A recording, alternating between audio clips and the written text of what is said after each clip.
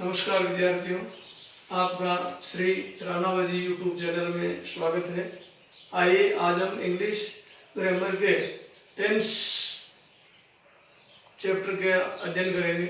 जैसा कि हमने पिछले वीडियो में टेंस की परिभाषा और उसके मुख्य भागों का वर्णन किया था, आज हम जो है टेंस के 4 भागों में से प्रथम भाग का तुलनात्मक अध्ययन सीखेंगे।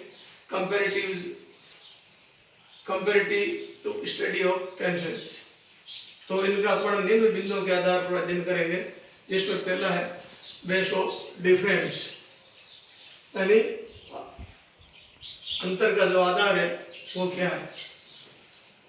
तो पहले present indefinite tense, past indefinite tense और फ्यूचर इंडेफिनिट टेंस, तीनों का अपन तुलनात्मक अध्ययन करेंगे। जिसमें पहला है अंतर का आधार बिंदु है हिंदी में पहचान, आइडेंटिफिकेशन इन हिंदी। तो सबसे पहले प्रेजेंट इंडेफिनिट टेंस के अपन कैसे पहचान होगी हिंदी में कि ये वाक्य इस टेंस का है। तो क्रिया शब्द के अंत में या क्रिया शब्द में अगर ता हूँ, ती हूँ, ते हैं आदि आते हैं तो उससे अपन पता लग जाता है कि ये वाक्य प्रेजेंट इंडेफिनिट टेंस का। जैसे मैं गांव जाता हूँ, सीता खाना पकाती है, राधा दूध पीती है, हम विद्यालय जाते हैं, राम पाठ पढ़ता है। ये सारे जो वाक्य है जिसे अंत में आ रहा है पहचान, ये वाक्य हो जाएंगे प्रेजेंट इंडेफिनिट के। इसी प्रकार पास्ट इंडेफिनिट टेंस में होगा कि क्रिया शब्द के अंत में या क्रिया शब्द में ता था, ती थी, ते थे या ये ई आ ए आदि शब्द आते हैं तो अपन कहेंगे कि ये वाक्य पास्ट इंडेफिनिट टेंस का है। जैसे राम गांव गया, राधा चाय पीती थी, मैं बाजार से आया, मोहन कॉफी पीता था, भाई गांव गया, लोगों ने पेड़ काटे। तो ये शब्द जो आ रहे पीछे, इससे पता चलता है कि ये प्रेजेंट पास्ट इंडेफिनिट टेंस का वाक्य। नेक्स्ट है फ्यूचर इंडेफिनिट टेंस। तो इसमें क्रिया शब्द के अंत में गा, गे, गी आदि आते हैं तो वो वाक्य फ्यूचर इंडेफिनिट टेंस का होगा। अब गा, गे, गी ये क्या है, तो अगर एक वचन करता है पुल्लिंग है तो गा आएगा, एक वचन करता है स्त्रीलिंग है तो गी आएगा, और दोनों ही है और बहुवचन में है तो क्या आएंगे। जैसे राधा गांव जाएगी तो ये हो गया स्त्रीलिंग, मोहन पाठ पढ़ेगा ये पुल्लिंग, और वे उदयपुर जाएंगे बहुवचन हो गया इसलिए गी। तो ये शब्द अपने इंडिकेट करते हैं कि ये फ्यूचर इंडेफिनिट टेंस का वाक्य।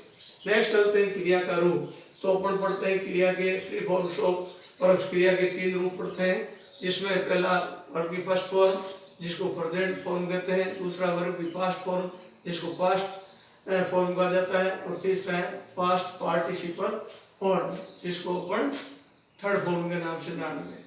तो पहला टेंस है प्रेजेंट इंडेफिनिट, तो उसमें क्रिया के जो है फर्स्ट फॉर्म का प्रयोग होगा। जैसे क्रियाएं होती है बहुत सी जिसके किसी काम का करना होना पाया जाता है, जैसे go, went, gone, come, came, come, read, read, read, do, did, done, play, played, played, come, came, come. तो ये सारे क्रिया के रूप कहलाते हैं। तो उसमें क्रिया की जो फर्स्ट फॉर्म है वो आएगी प्रेजेंट इंडेफिनिट में। दूसरा है पास्ट इंडेफिनिट टेंस, इसके अंदर वर्ब की सेकंड फॉर्म। जैसे पहले में गो आए तो इसमें गो के स्थान पर वेंट का प्रयोग होगा। फिर चलते हैं फ्यूचर इंडेफिनिट, तो इसमें भी जो है क्रिया का प्रथम रूप यानी प्रेजेंट फॉर्म का हमें करेंगे। नेक्स्ट चलते हैं सही क्रिया, हेल्पिंग वर्ब। क्रिया के सहायता पहुंचाने के लिए जो क्रिया होती है जिसको एक्सिलरी वर्ब या हेल्पिंग वर्ब भी कहते हैं। तो पहला प्रेजेंट इंडेफिनिट टेंस है, इसमें साधारण वाक्य अफर्मेटिव सेंटेंस या सिंपल सेंटेंस जो होंगे उसमें कोई सही क्रिया नहीं होगी। लेकिन जब वाक्य इंट्रोगेटिव प्रश्नबोधक होगा या नेगेटिव सेंटेंस होगा तो उसमें डू या डज का प्रयोग करेंगे। अगर बहुवचन रूप में है, आई, वी, यू, दे और प्लूरल नंबर है तो डू आएगा, अन्यथा डज आएगा। ही, सी, इट वे एकवचन संज्ञा का। दूसरा चलते हैं पास्ट इंडेफिनिट। तो पास्ट इंडेफिनिट में वही है साधारण वाक्यों में कुछ नहीं है, इसमें भी प्रश्नबोधक और नकारात्मक वाक्यों में डिड का प्रयोग होगा। फिर आता है फ्यूचर इंडेफिनिट टेंस, इसके अंदर जो है सभी वाक्यों में शेल या विल का प्रयोग होगा। अगला चलते हैं नियम। तो इसके जो सेंटेंस बढ़ाने के लिए कुछ नियम है प्रेजेंट इंडेफिनिट में। तो अगर कर्ता subject I we you they वह प्लूरल है, बहुवचन है, तो उसको एक सूत्र के रूप से अपन कर सकते हैं आयु देवी बहु के रूप में अपन जोड़ सकते हैं। ये अगर आता है तो बिना एस एस की क्रिया प्रथम रूप में काम आएगी। और अगर यदि करता ही सी इट सिंगुलर यानी एक ही शीट है तो क्रिया के साथ एस या एस का प्रयोग करेंगे। जैसे फॉर एग्जांपल अगर क्रिया शब्द के अंत में double S C H S H O X में डबल जेड आता है तो उसमें अपन एस का प्रयोग करेंगे और अन्य में अपन एस का प्रयोग करेंगे। अगर वाई आया हुआ है और वाई से पहले अगर कोई स्वर है तो अपन केवल एस जोड़ेंगे और स्वर नहीं है, और अगर कोई कॉन्सोनेंट है तो आई एस जोड़ेंगे। जैसे फ्लाई है तो इसमें वाई है, तो अगर उसको एक वचन क्रिया में बढ़ाएंगे तो ये हो जाएगा फ्लाई, क्योंकि क्रिया अपने आप में बहुवचन होती है, उसके साथ अपन एस ई एस जोड़ करके ये वचन बढ़ाते हैं। परंतु दूसरी तरफ प्लय है पी एल ए वाई, तो यहाँ स्वर आया हुआ है तो यहाँ अगर अपन एस जोड़ेंगे तो हो जाएगा केवल एस ही जुड़ेगा, ई एस नहीं आएगा, वाई तो भी, क्योंकि उससे पहले ए आया हुआ है, कोई स्वर आया हुआ है। नेक्स्ट पास्ट इंडेफिनिट टेंस में सभी कर्ताओं के साथ क्रिया का सेकंड फॉर्म होगा। इसमें से एक वचन है, बहुवचन है, उससे कोई लेना देना नहीं, किसी प्रकार का करता है तो सबके साथ वर्ब के सेकंड फॉर्म उपयोग होगा।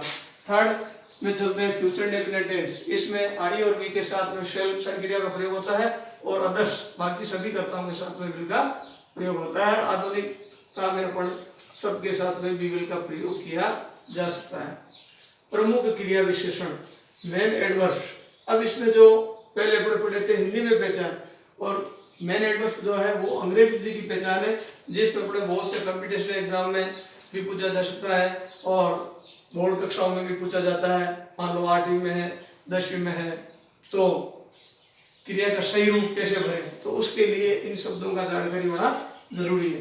तो इनके अंदर अंग्रेजी में पहचान सूचक शब्द के रूप में प्रमुख विषय होंगे, जैसे मान लो ऑलवेज है, नेवर है, सेल्डम है, फ्रीक्वेंटली है, समटाइम्स है, ऑन संडेज है, ऑन मंडेज है, वंस है, ट्वाइस है, थ्राइस अ डे एटसेट्रा। या ये शब्द दे रखे होते हैं तो अपने को पहचान करना है कि इस वाक्य में अपन वर्ब की फर्स्ट फॉर्म का प्रयोग करेंगे, प्रेजेंट इंडेफिनिट का प्रयोग करेंगे। अगर एक वचन करता है तो क्रिया के साथ एस एस जुड़ जाएगा। अगला है यूनिवर्सल ट्रूथ। अगर सार सत्य कथन है, जैसे सूर्य पूर्व में उदय होता है और पश्चिम में अस्त होता है, तो the sun rises in the east and sets in the west, in the west, ये हो जाएगा। इसी प्रकार प्री प्लान प्रोग्राम से पूर्व निर्धारित कार्यक्रम है तो उसके लिए भी जो है अपन इसका प्रयोग कर सकते हैं फ्यूचर की बात। जैसे प्रधानमंत्री कल जयपुर आएंगे, तो ये पहले से निर्धारित कार्यक्रम है, तो उस वाक्य को अपन प्रेजेंट इंडेफिनिट के रूप में भी दर्शा सकते हैं। जैसे the prime minister comes to Jaipur tomorrow, इस रूप में पढ़ प्रेजेंट इंडेफिनिट की वर्ब से भी उसको कर सकते हैं। फिर इसके जो पहचान सूचक शब्द है क्रिया विशेषण वो है पास्ट इंडेफिनिट में एगो, पूर्व, यस्टरडे, बीता हुआ कल, लास्ट ईयर है या लास्ट मंथ है, लास्ट वीक है, या कोई पास्ट टाइम दे रखा है, जैसे 2017 है, 2016 है, 2015 है, तो उसमें अगर क्रिया का सही रूप बढ़ना है या पहचान करनी है तो पढ़ेंगे पास्ट इंडेफिनिट टेंस का प्रयोग करना। नेक्स्ट फ्यूचर इंडेफिनिट टेंस, इसके अंदर अगर next year, next month, next week या टुमारो ये ऐसे शब्द दे रखा है तो अपन या कोई नेक्स्ट टाइम दे रखा है जैसे 2025, 2030, तो इससे अपन पहचान करेंगे ये फ्यूचर इंडेफिनिट टेंस का वाक्य है और इसमें क्रिया की फर्स्ट फॉर्म के साथ सेल विल का प्रयोग किया जाएगा। नेक्स्ट है सूत्र। तो किसी भी वाक्य को बढ़ाने के लिए सूत्र की आवश्यकता है, तो सबसे पहले इसका सूत्र हो जाएगा subject plus verb plus object. जिसको शॉर्ट में एस बी प्लस ओ कह सकते हैं। अब सब्जेक्ट क्या है, कर्ता, यानी वाक्य में काम करने वाला व्यक्ति होते हैं और कर्ता कहलाता है। क्रिया क्या है, जैसे किसी काम का करना या होना पाया जाता है वो क्रिया कहलाती है। और ऑब्जेक्ट क्या होता है, जिसमें क्रिया से संबंधित कार्य होता है, उद्देश्य बोध होता है, वो कर्म कहलाता है। फिर आता है इसी का ये सूत्र है, सब्जेक्ट प्लस वर्ब या वी की सेकंड फॉर्म होगी पास्ट इंडेफिनिट में, जब प्रेजेंट इंडेफिनिट में वर्ब की फर्स्ट फॉर्म का प्रयोग होता है। ये तुलनात्मक अध्ययन है। और इसमें वही सूत्र है, सब्जेक्ट प्लस हेल्पिंग वर्ब। इसमें सारे वाक्यों में हेल्पिंग वर्ब का प्रयोग होगा, शेल विल का, और वर्ब की फर्स्ट फॉर्म होगी प्लस ऑब्जेक्ट आएगा। तो ये तुलनात्मक अध्ययन अपन कह सकते हैं। प्रेजेंट इंडेफिनिट का सूत्र होगा subject plus verb, first form plus object, और इसमें हो जाएगा subject plus verb, second form plus object, और उसमें सूत्र होगा subject plus helping verb, shall will plus verb की फर्स्ट फॉर्म और ऑब्जेक्ट। अब एग्जांपल के माध्यम से अपन देख सकते हैं, जैसा पहला वाक्य, मैं विद्यालय जाता हूँ। अब हिंदी के अंदर जो वाक्य का होता है, इसमें पहचानने के लिए कि कौन सब्जेक्ट है, तो मैं विद्यालय जाता हूँ, प्रश्न होता है कौन विद्यालय जाता हूँ, मैं जाता हूँ, तो दैट इज सब्जेक्ट। अब आता है जाता हूँ, यानी जाना मुख्य क्रिया, तो जाता हूँ ये इसकी पहचान होगी, ये हो गई वर्ब। अब बाकी जो बचा है, यानी कहाँ जाता है, इससे क्रिया से संबंध है, टकरे वाला विद्यालय, तो ये हो गया अपना ऑब्जेक्ट। तो हिंदी से संस्कृत बनाते समय एज इट इज प्रयोग कर सकते हैं, परंतु अंग्रेजी के अंदर इसका सूत्र है अलग है। तो हिंदी में जैसे पहले सब्जेक्ट आया, फिर ऑब्जेक्ट आया, फिर वर्ब आया, परंतु अंग्रेजी में जब अपन चलेंगे तो पहला सब्जेक्ट अपने स्थान पर होगा, परंतु वर्ब और ऑब्जेक्ट का स्थान एक दूसरे की जगह हो जाएगा, चेंज हो जाएगा। तो अब अपन अंग्रेजी बनाएंगे तो सब्जेक्ट है आई, मैं। अब वर्ब लाएंगे जाना, गो, तो गो आ जाएगा। फिर ये किसकी श्रेणी में आएगी, यू दे के साथ में देखना है, तो एस ई एस नहीं जुड़ेगा, तो सीधी क्रिया आ जाएगी। अब ऑब्जेक्ट बढ़ता है आपके विद्यालय, तो विद्यालय हो गया स्कूल। अब जिस स्थान या समय बिंदु के नजदीक जाते हैं तो कुछ प्रीपोजिशन का प्रयोग होता है टू का, इसलिए ये आ गया आई गो टू स्कूल। अब यही वाक्य अगर पास्ट टेंस में लेंगे तो मैं विद्यालय गया, या आ गया पीछे पहचान, तो अब इसमें हो जाएगा आई, या वर्ब की सेकंड फॉर्म करना है, आई वेंट टू स्कूल। इसी प्रकार मैं विद्यालय जाऊंगा, तो ये हो जाएगा आई के साथ और वी के साथ में शेल का प्रयोग करेंगे, तो यह हेल्पिंग वर्ब का सूत्र है, subject plus helping verb plus verb go to school.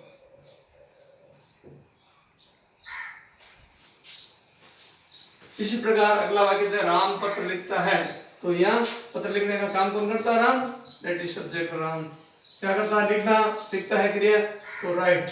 अब अपन ध्यान करने के क्रिया, सब्जेक्ट क्रिया अपने आप में बहुवचन होती है, अगर सब्जेक्ट बहुवचन है तो बहुवचन क्रिया होगी, सब्जेक्ट एकवचन है तो क्रिया के साथ एस या एस जोड़ करके एकवचन पढ़ाई जाएगी। तो राम सिंगुलर नाउन है, इसलिए एस एस जुड़ेगा। अब ई से पहले से विद्यमान है तो केवल एस जुड़ जाएगा।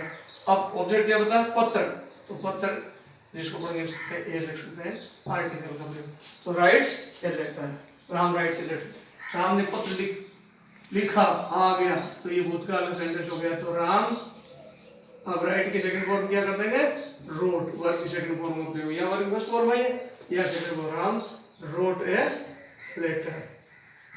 इसी प्रकार राम पत्र लिखेगा, आगे क्या गया, तो राम, अब इसके साथ में क्या होता है क्रिया आई के साथ सेल, बाकी अन्य विल, तो Ram will write a letter, क्रिया की इसमें फर्स्ट फॉर्म है और प्रेजेंट इंडेफिनिट में भी है। अंतर क्या है, इसमें सेल और विल का प्रयोग होता है, और जबकि पास्ट में भी सेकंड फॉर्म होता है, ये तीनों में डिफरेंस। अगला है सीता खाना पकाती है, तो सीता खाना कौन पकाती है, सीता सब्जेक्ट, पकाना वर्ब, और खाना हो गया ऑब्जेक्ट। तो सीता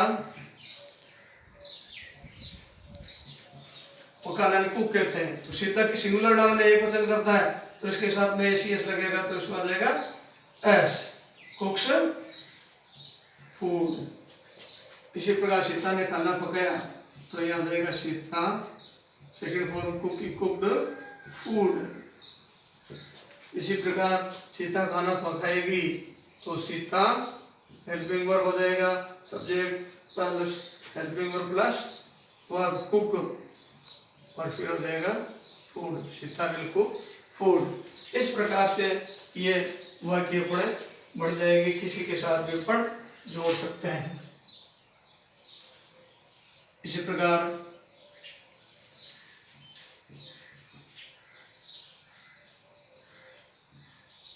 हम खो खो खेलते हैं, तो यहाँ हम सब्जेक्ट हो गया, वी प्ले खो खो, ये हो गया। इस प्रकार इसमें हो जाएगा हमने खो खो खेली,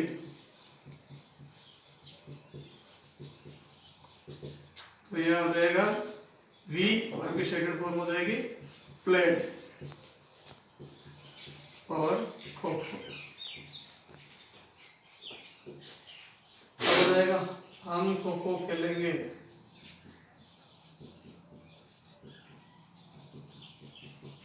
तो यह आ जाएगा we shall play kho kho. तो इस प्रकार से ये जो अपन नियम लागू करके तीनों का एक साथ अपन अध्ययन कर सकते हैं। अगर ये वीडियो आपको पसंद आया है तो अधिक से अधिक इसको लाइक करें, शेयर करें और बेल आइकन को सब्सक्राइब करें। जय हिंद, धन्यवाद।